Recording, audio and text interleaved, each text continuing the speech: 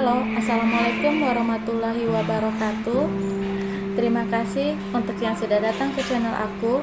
Kalau belum subscribe, tolong jangan lupa di subscribe, kemudian bunyikan lonceng, dan jangan lupa kasih like serta komentar biar aku makin semangat ya. Tuan Tajir Mengejar Cinta, Chapter 37. Bertamu.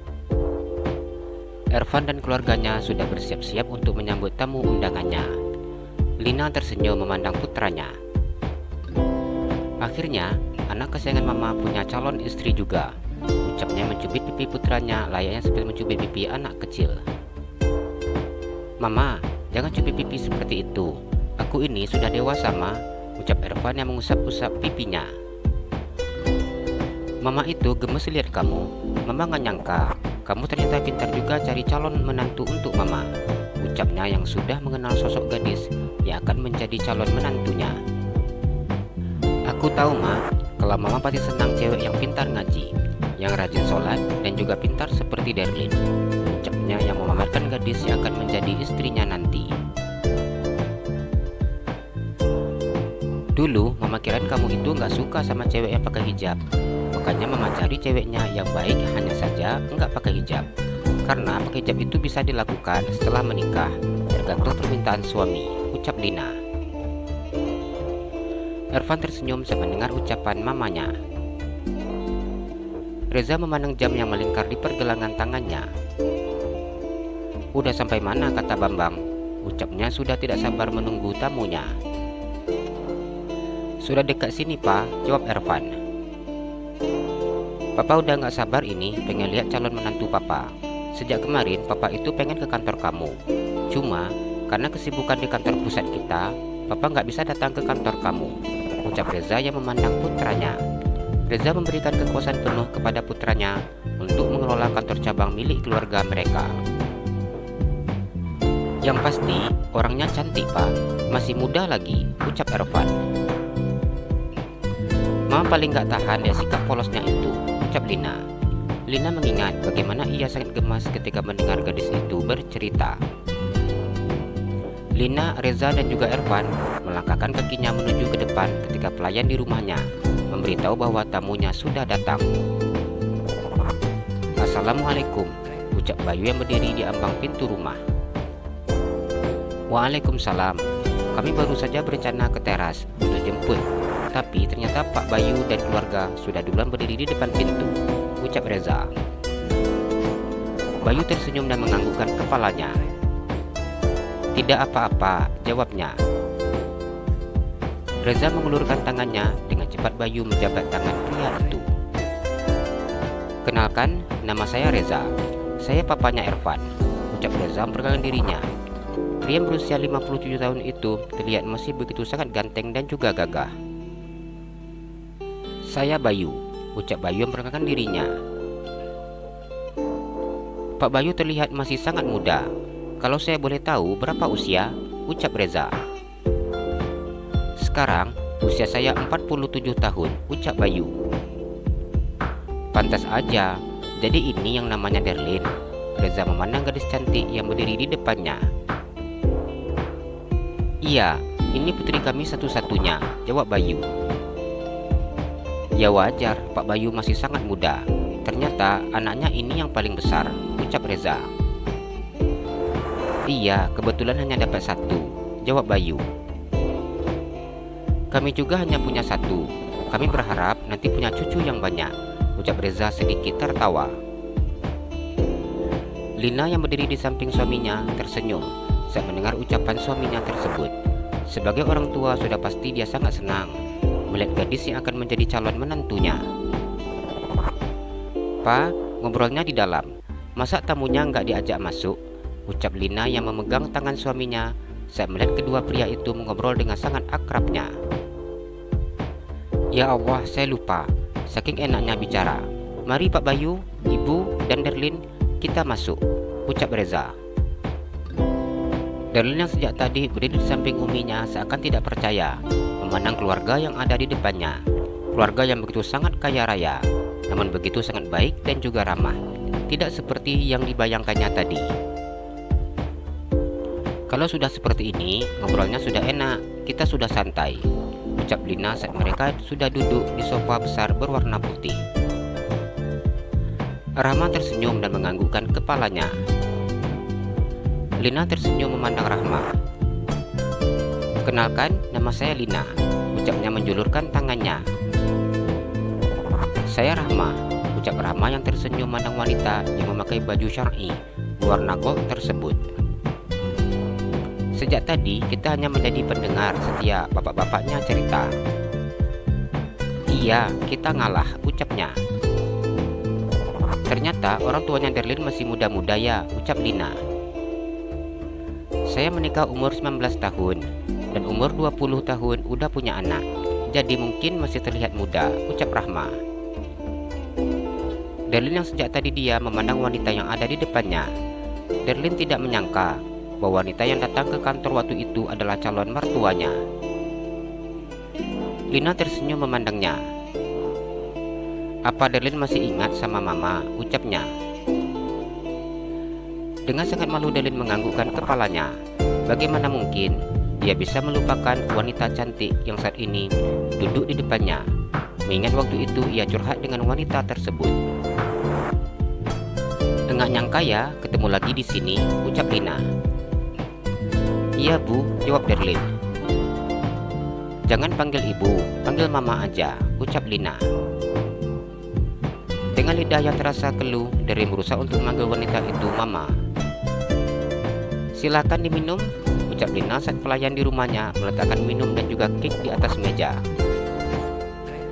Derlin sejak tadi hanya menundukkan kepalanya, sedikit menganggukkan kepalanya dan mengambil gelas yang ada di atas meja. Derlin sangat gugup sehingga ia memegang gelas itu dengan tangan yang gemetar. Ervan yang duduk di sebelahnya tersenyum memandang calon istrinya. Kenapa grogi ya ketemu mertua, ucapnya berbisik di telinga Derlin. Derlin memandangnya dan menganggukkan kepalanya. Masa sih grogi? Kemarin waktu ketemu di kantor enggak, ucap Lina sengaja menggodanya. Wajah Derlin memerah saat mendengar ucapan wanita tersebut. Ia begitu sangat malu ketika mengetahui bahwa wanita yang berstatus calon mertuanya itu mendengar pembicaraannya. Bayu tersenyum melihat putrinya. Saya sangat senang ketika mendengar Ervan mengatakan bahwa Pak Bayu beserta keluarga mau datang ke sini menerima undangan kami, ucap Reza.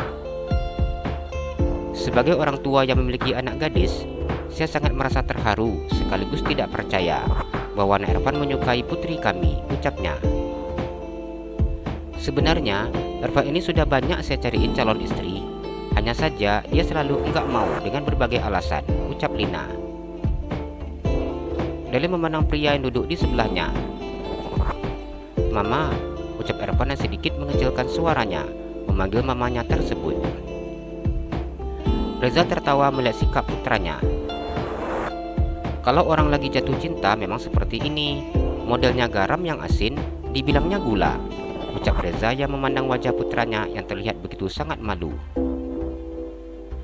Derlin sejak tadi hanya duduk dengan menundukkan kepalanya tertawa saat mendengar ucapan pria itu. Ia memandang wajah yang memerah. Mama sama papa itu kalau ngomong Bobby ngerjainnya, ucap Ervan memandang Bayu. Bayu hanya tersenyum ketika melihat calon menantu dan juga calon besannya.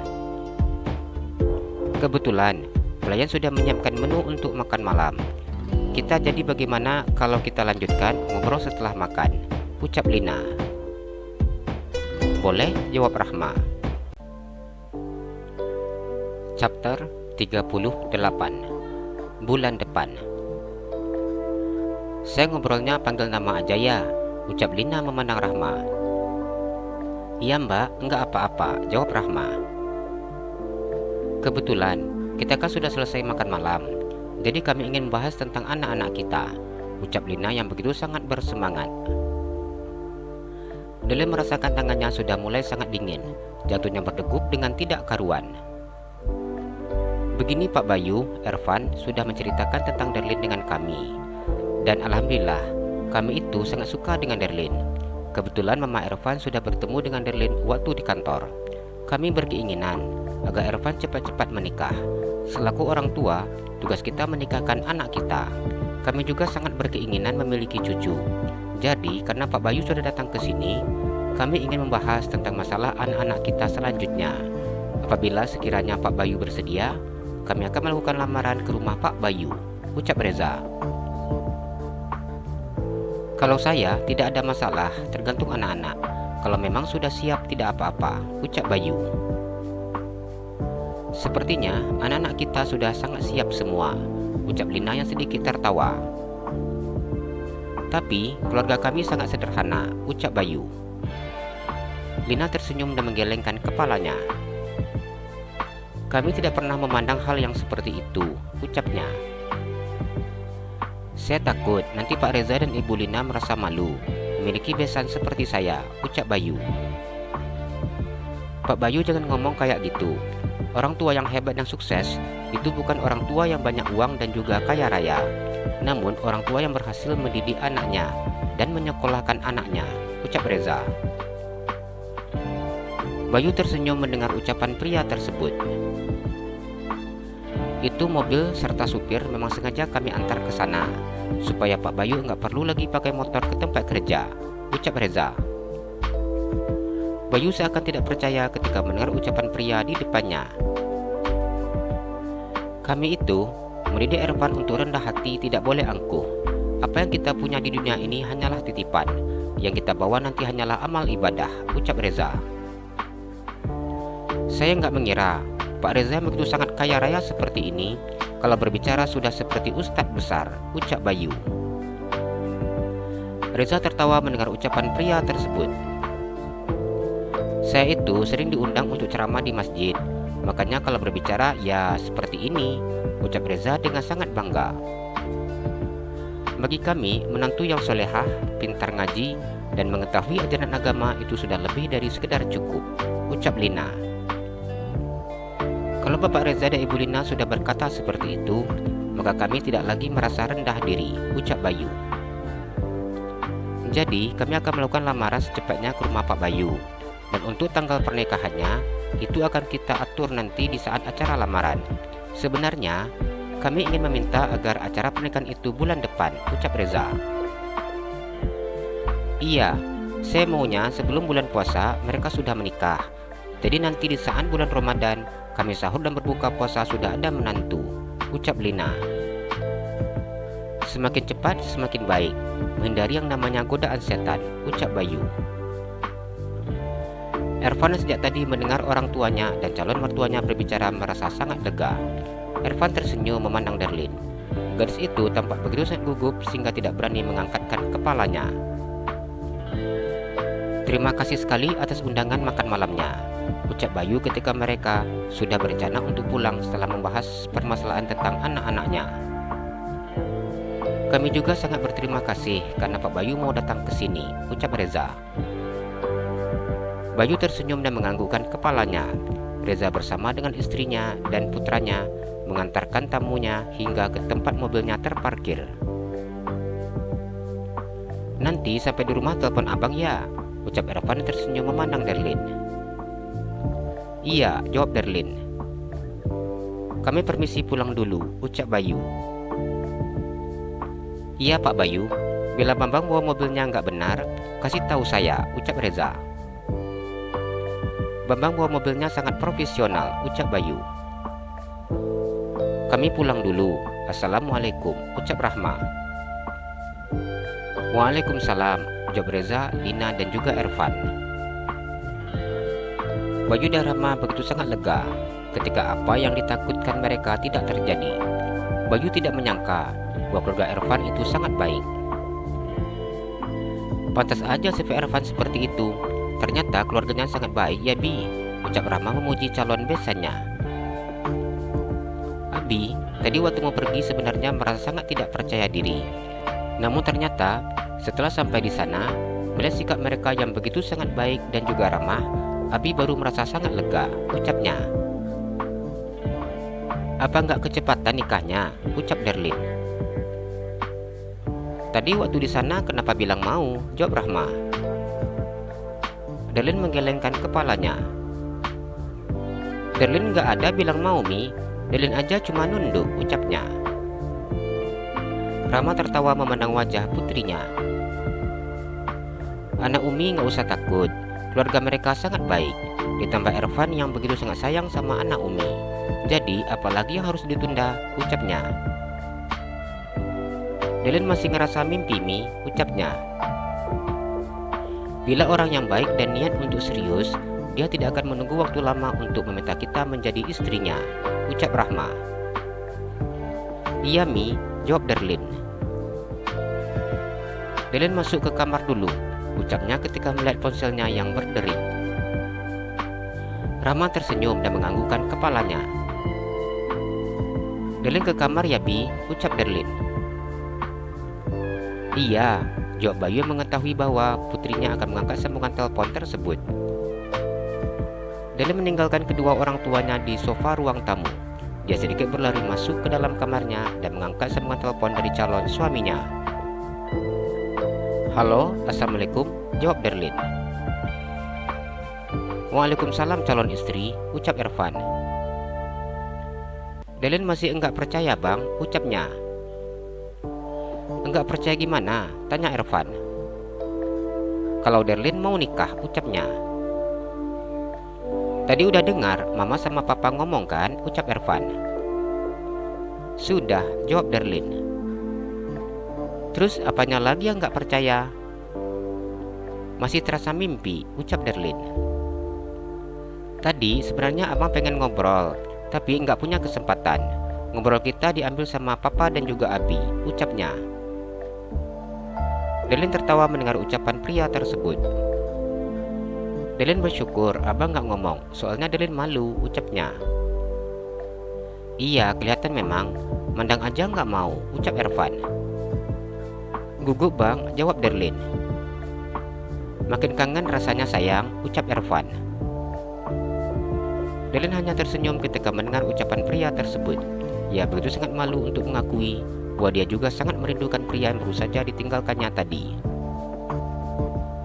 Kenapa tadi papa mintanya bulan depan ya? Seharusnya 1 minggu aja waktunya, ucap Ervan. Abang ngebet nikah, ucap Darlin. Iya, adik juga, cuma malu ngomong kan, ucapnya. Enggak lah, ucap Darlin. Iya, enggak salah lagi. Pengen cepat-cepat bisa jadi istri abang kan, ucapnya sengaja menggoda gadis tersebut. Darlin diam tanpa bisa menjawab ucapan pria yang ada di seberang sana. Bersyukur mereka tidak melakukan sambungan video call. Bila pria itu melakukan sambungan video call, maka akan melihat bagaimana wajah Darlin memerah saat ini. Chapter 39. Bukan mimpi. Darlin diam tanpa bisa menjawab ucapan pria yang ada di seberang sana.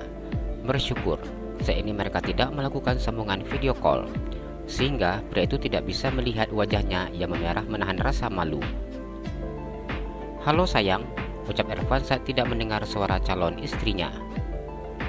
Iya, jawab Darlin. Kenapa diam aja? Tanyanya. Nggak ada, masih kaget. Darlin masih belum percaya kalau ini beneran nyata. Darlin takut saat bangun pagi besok semuanya akan kembali seperti semula. Darlin berbicara dengan sangat jujur. Apa yang terjadi saat ini bagaikan sebuah mimpi dan harapan setiap gadis pada umumnya. Ini nyata sayang, bukan mimpi. Besok kalau ketemu, bila adek kasih izin abang cubit tangan adek, abang akan lakukan untuk meyakinkan adek kalau ini beneran nyata sayang, ucap Ervan yang meyakinkan calon istrinya. Darlin tersenyum saat mendengar ucapan pria yang menjadi calon suaminya. Mau nggak abang cubit besok, ucap Ervan. Tapi jangan sampai kuat banget ya. Kalau Darlin bilang sudah, abang wajib berhenti, ucapnya. Ervan tertawa saat mendengar ucapan gadis tersebut. Iya, cubitannya nggak kuat-kuat kok, cuma sakit dikit, ucapnya. Tadi abang sudah ngomong sama papa dan juga mama tentang rencana untuk lamaran ke rumah adek. Mama dan papa sudah memutuskan 3 hari lagi abang dan keluarga akan datang ke rumah adek melamar, ucapnya. Mata Darlin terbuka lebar. 3 hari lagi, ucapnya. Iya sayang, soalnya bulan depan itu kita sudah menikah. Jadi kalau lamarannya ditunda-tunda, nanti takutnya enggak terkejar untuk acara resepsi dan sebagainya, ucap Ervan. Kenapa Darlin enggak dikasih waktu untuk bernafas? Ucapnya yang merasa saat ini ia sedang dikejar oleh waktu. Darlin merasa masih membutuhkan waktu untuk meyakinkan dirinya bila kondisi yang saat ini dialaminya benar-benar nyata. Sayang, niat baik itu kenapa harus ditunda-tunda? Ada nggak cinta ya sama abang? Ucap Ervan. Darlin diam saat mendengar ucapan pria itu. Ia baru merasakan getaran suka, namun dia tidak tahu apakah ini juga getaran cinta. Kenapa nggak dijawab sayang? Ucap Ervan. Darlin belum tahu sama perasaan Darlin. Yang pasti, Darlin sekarang merasa senang dan jantung Darlin berdetak dengan sangat hebatnya bila dekat abang. Ucapnya dengan sangat jujur. Abang bakalan buat adik cinta sama abang, ucap Ervan. Darlin takut nggak bisa jadi istri yang baik untuk abang, ucapnya. Syarat jadi istri abang mudah kok, ucap Ervan. Apa? Tanya Darlin. Cukup ada di saat abang bangun tidur dan sebelum tidur. Temani abang makan, temani abang sarapan pagi, terus juga temani abang minum kopi. Itu aja, cuma beda dikit sama kerjaan sekretaris abang, ucap Darlin dengan sangat polos yang membuat Ervan tertawa. Jadi sekretaris abang masih simulasi, bangunkan pagi lewat telepon, tapi nanti di saat sudah nikah, bangun paginya langsung. Sebenarnya ada pekerjaan rutin dan juga wajib yang harus dikerjakan. Namun itu nanti abang akan beritahu bila sudah menikah, ucap Ervan yang tersenyum. Apa kerjaannya berat? Tanya Darlin. Tergantung situasi dan kondisi, ucap Ervan. Kondisi yang seperti apa? Tanya Darlin. Nanti adek akan tahu kalau sudah jadi istri abang. Sekarang nggak boleh nanya itu dulu, ucapnya. Iya, tapi itu kerjaannya nggak aneh-aneh kan bang? Ucap Darlin yang merasa cukup takut. Enggak, kerjaannya nggak aneh dan juga melakukannya nggak sulit. Nanti setelah menikah, adik itu akan menjadi tanggung jawab abang. Tanggung jawab di sini bukan hanya menafkahi leher dan juga batin, tapi juga mendidik istri, ucap Ervan. Darlin tersenyum ketika mendengar ucapan pria itu. Apa yang dikatakan oleh calon suaminya membuat hatinya menjadi sangat sejuk. Mendengar suara pria itu saja sudah membuatnya merasa begitu sangat tenang dan juga nyaman. Nanti kita sama-sama mendidik anak kita, ucap Ervan yang sudah berbicara jauh ke depan. Darlin nggak tahu kalau mama abang ternyata Ibu Lina yang pernah datang ke kantor, ucapnya. Ervan tertawa mendengarnya.